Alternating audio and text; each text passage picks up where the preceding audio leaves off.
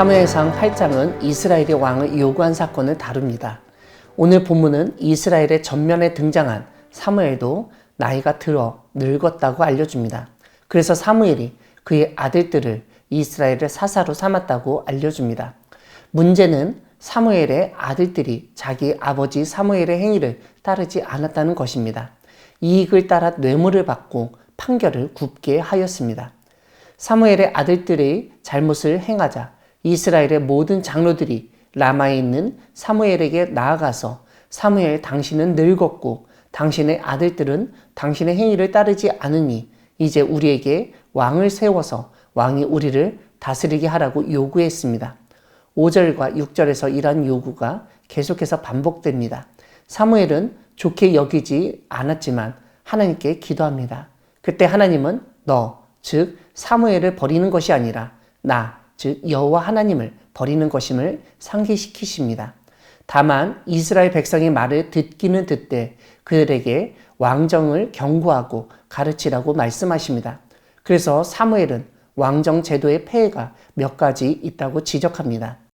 첫 번째로 왕은 백성 중에서 아들을 데려다가 그의 병거와 말을 어거하게 한다. 두 번째로 왕은 아들들을 1000부장과 50부장으로 삼을 것이다.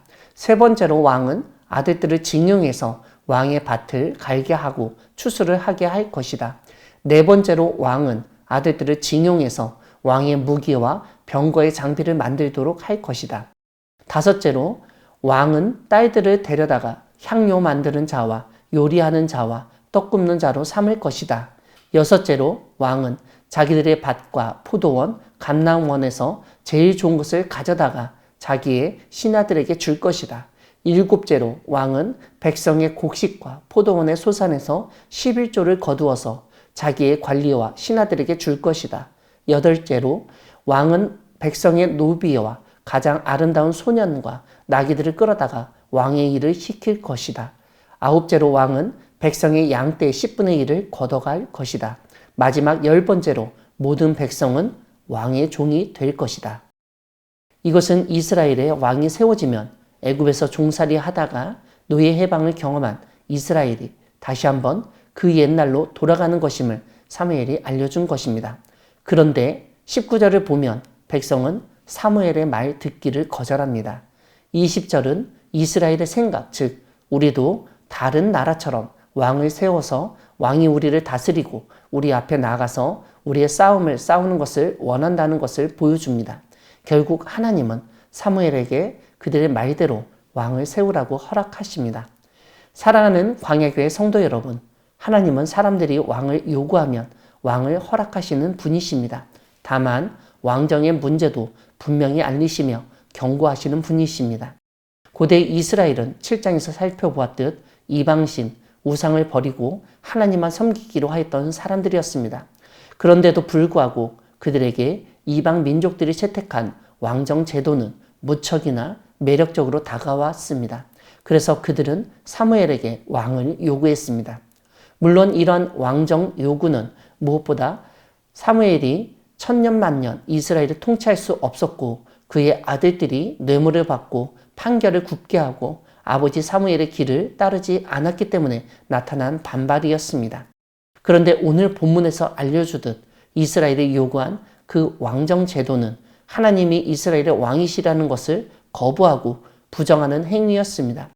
왕을 세움으로써 사람들이 징용되고 징발되고 착취당하고 억압당하며 계급이 생기고 결국 종이 될 것이라는 점을 알려주었지만 그들은 그런 말을 귀 기울여 듣지 않았습니다. 그들의 눈에 왕정이라는 제도가 너무나 좋게 보였기 때문입니다.